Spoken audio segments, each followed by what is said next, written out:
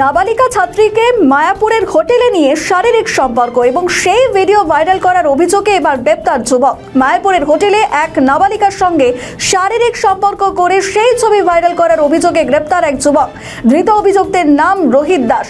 অভিযুক্ত যুবকের বিরুদ্ধে ধর্ষণ এবং পক্সো মামলা রুজু করে কৃষ্ণনগর বিশেষ আদালতে পেশ করে পুলিশ। সূত্রে খবর, নবদ্বীপ পৌর এলাকার মালঞ্চপাড়ার বাসিন্দা যুবক রোহিতের সঙ্গে পরিচয় সূত্রে ক্রমশ ঘনিষ্ঠতা বাড়ে নাবালিকা ছাত্রীর।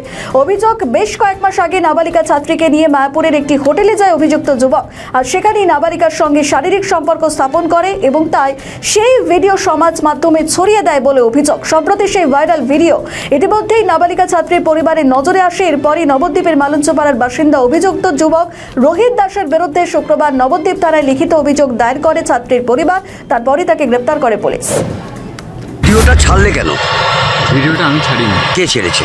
আমি জানি না, একটা আননোন প্রোফাইল থেকে পোস্ট হয়েছে ভিডিও। আচ্ছা, অথচ অভিযোগ হচ্ছে তুমি নাকি এই পোস্টটা স্প্রেড করেছো, ভাইরাল। আমার যতদূর জানা যে এই ভিডিওটা ওই মেয়েটার মোবাইলে করা। ভিডিওটা আমি করেছিলাম ওর ফোন দিয়ে। আচ্ছা, তারপর এই ভিডিওটা ওর দুই বান্ধবীকে পাঠিয়েছিল, এটা এতদূর আমার জানা।